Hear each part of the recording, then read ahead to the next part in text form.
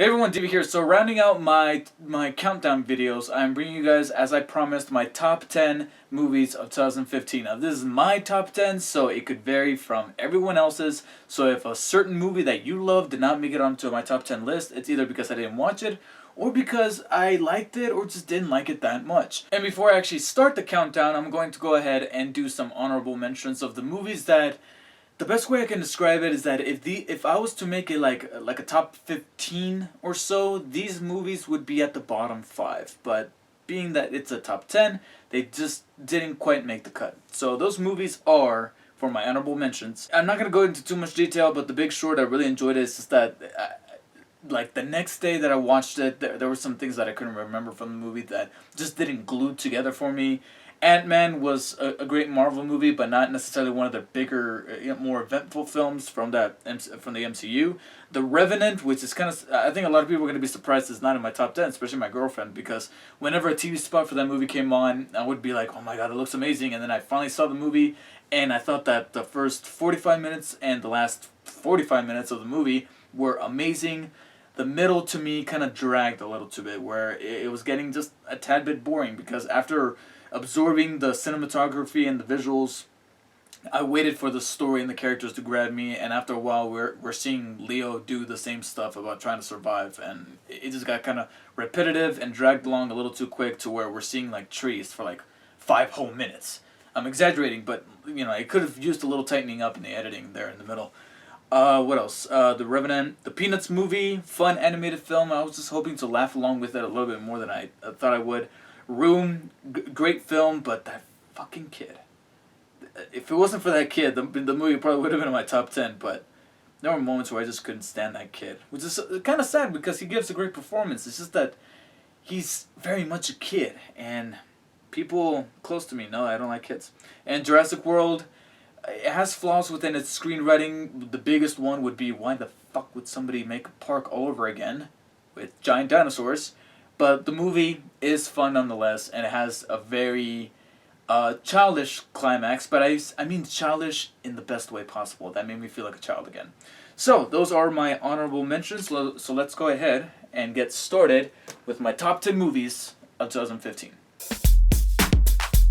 Number 10, barely making the cut, is The Hateful Eight. I know, why didn't you put it as number 8? Yeah, because this is my own damn video, so I'm going to do whatever the hell I want. But The Hateful Eight is indeed one of Tarantino's best, not necessarily in his like top 5 amongst his 8 films, but definitely one that I enjoyed way more than Django for some strange reason, which is funny because what I hear from a lot of people that I follow on YouTube and whatnot say that they actually prefer Django over this, but this one, there was something about its political background that it kind of makes much more sense to me, whereas in the first one, they were being a little bit more like a black exploitation film, whereas this legitimately felt like a commentary on some issues that are kind of relevant today, while at the same time slapping on this spaghetti western that is kind of like a western version of The Thing, which even Tarantino has gone far to say that this is practically an homage to The Thing, because you got these 8 strangers in a cabin,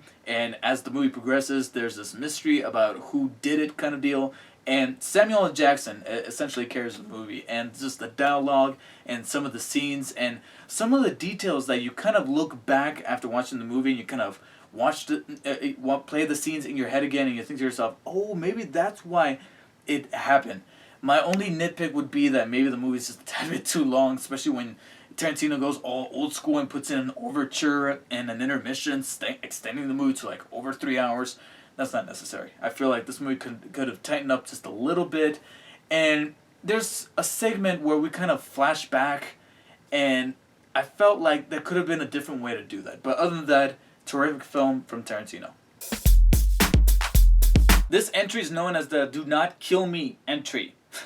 At number 9 is Avengers Age of Ultron. Now, hey, it made my top 10, alright, so you should be happy with that. But it didn't rank any higher because, like I said before in my original review, it's just not, it's like making love.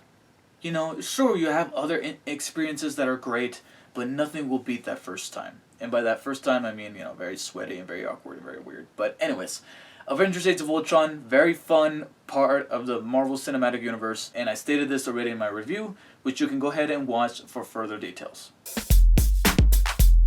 Number 8 is a movie called Spotlight, which I believe you have now heard of after the nominations for the Academy Awards have been released. Because this is a movie that follows this group of investigators that work for the Boston Globe called Spotlight. So it's like this little section of the Boston Globe. You know how various newspapers have a little section that say, okay, now in someone's corner or whatever it's called, you know, like they always have like this fancy title to say this particular segment deals with this particular subject. This is essentially this part of the Boston Globe in which we follow this group of reporters trying to uncover the big scandal that happened back in the, like in 2000, I think the movie takes place in 2001, in which the Catholic Church was trying to cover up priests molesting kids. And this movie does a terrific job at not only uncovering the mystery and making you, getting you hooked into trying to figure out these clues and following these reporters to uncover this humongous scandal and rooting for them to win. But what I found extraordinary about this movie is that it took so many big name actors like Michael Keaton, Mark Ruffalo, Rachel McAdams, Stanley Tucci, and made them all feel like normal people. No ego is bouncing, no... I mean, like somebody else said, there is that one scene that's very much like that Oscar scene, but besides that, it just feels like a natural slice of life. Like they often use that term, but this movie legitimately feels like you're peeking into the lives of these people, trying to uncover a humongous scandal that's bigger than they are. Steve Jobs, a movie that I had the opportunity to review, but time kind of slipped by me and I just never got around to it. But Steve Jobs, starring Michael Fassbender, who looks nothing like the guy. But this movie is a testament to not just the fact that you can get a good actor, and despite not looking like the person that they're trying to portray in real life, it's all about the performance. And this movie is a testament to that, because Michael Fassbender is extraordinary. Kate Winslet as practically his work wife, she definitely embodies the supporting in the supporting acting category, which is why she's nominated. But also Danny Boyle does a terrific job directing the movie, because the entire film, which is written by Aaron Sorkin, who's one of my favorite screenwriters, is portrayed, you know, the paradigm of every movie is to be told in 3 acts. Act 1, Act 2, Act 3. Steve Jobs literally is made up of 3 acts. You got the first section that takes place in 84, second takes place in 88, and then the third takes place in 98. All telling the story of how Steve Jobs pulled together these events of him unveiling the next piece of Macintosh-related Apple-related technology, and not only the drama behind that, but also the drama behind the character trying to accept the fact that maybe he is kind of sort of a douchebag, not only to the people that he works with, but also to what a former lover continues to insist is his daughter. And the movie is a natural progression and an analyzed look at his character. And sure, some of this is somewhat, embellished to look dramatic and is not necessarily accurate, especially that last shot. I know for a fact he didn't do that in the last shot, but still, Aaron Sorkin has made it clear that he does not want to tell the truest of stories, but he rather wants to entertain. And Steve Jobs not only entertained me, but made this one of the more rewatchable movies of this past year. Number 6 is Pixar's Inside Out, and the only way that I can describe as to why this movie is at that ranking on this list is that basically this is Pixar's way of saying, I am back, bitches. Now, I did not see The Good Dinosaur, but from what I hear it was kind of but Inside Out, should The Good Dinosaur be of that type of quality, I feel like Inside Out just redeemed them completely, because this movie is the type of movie that you can show to your kids. Not just because it's it's an animated film, it's entertaining to watch, you got colorful characters, you got a good story, but also it's the type of movie that can actually teach your kids something. Because if you look deeper into this movie upon a second viewing, you'll find certain things that Pixar did with some of these emotions in other people's heads that can be used as an educational tool.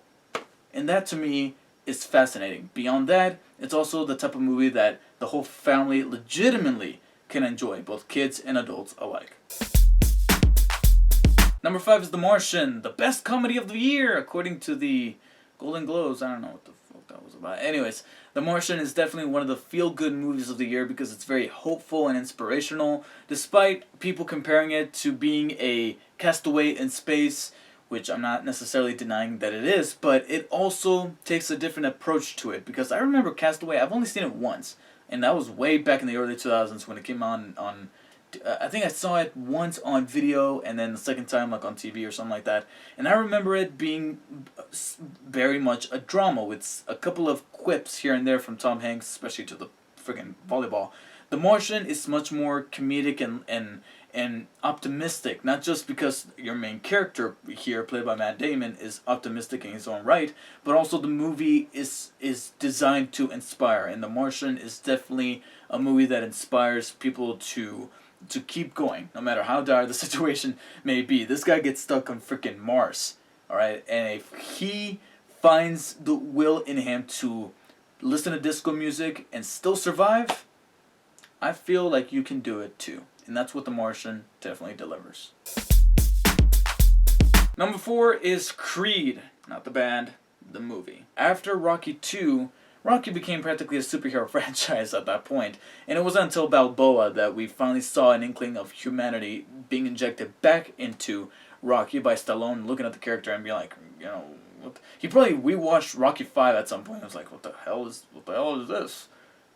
We got to go back and undo this, and that's practically what he did in Balboa. And I felt like he took an even better direction here in Creed by taking a step back and becoming the supporting character and becoming the coach to Michael B. Jordan's Adonis Creed, who is the son of Apollo Creed. And that was the best decision, because sure, a lot of people can argue that this movie is somewhat of a rehash of the original Rocky, but it takes it to a different generation, a different area, and a different style, and that's what Ryan Coogler was able to capture with his style of filmmaking.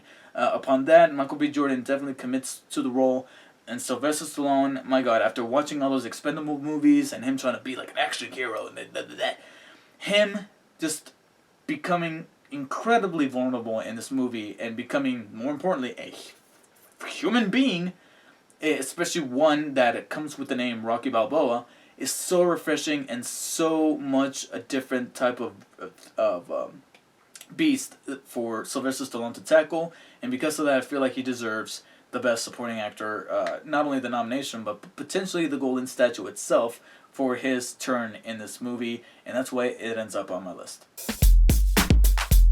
Number 3, Star Wars: The Force Awakens. I've already talked about this movie plenty. I will say this, however, is that The Force Awakens, despite feeling like A New Hope all over again, it definitely does some tweaks to it to bring it to a brand new generation. They recently revealed that it got pushed to December.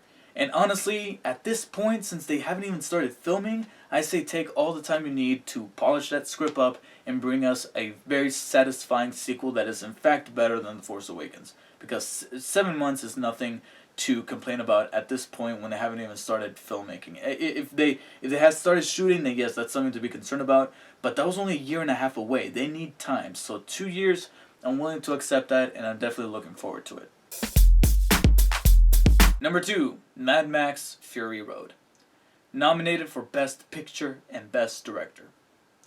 Mad Max. A Mad Max movie is up for Best Picture and Best Director. What else do I need to say, except maybe check out my review if you want to know more as to why I loved Mad Max Fury Road. Yet another movie I've been wanting to rewatch time and time again.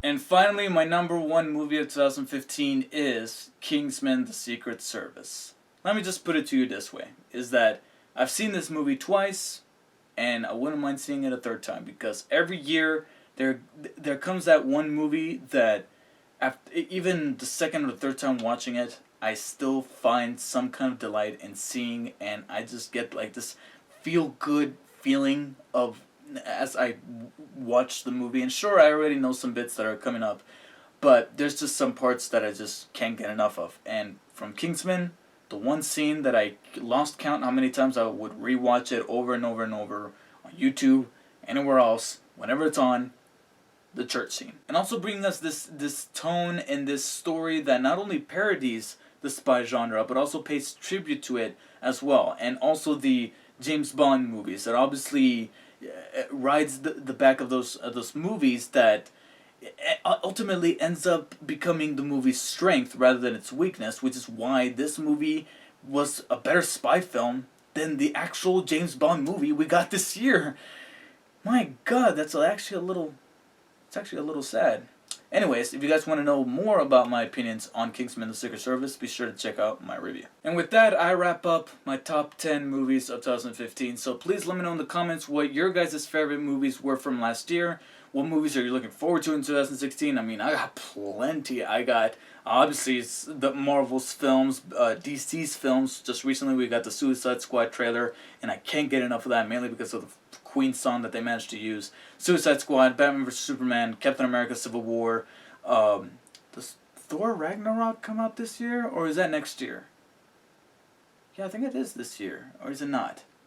Or am I thinking of something else? I know something else comes out later in 2016, as well as various other films that I'm looking forward to. Please let me know what your guys' most anticipated films are. And here's to hoping yet another great year of great movies. And any bad movies that come my way, I will gladly dodge them like Neo. Thank you guys for watching, and I'll see you guys next time.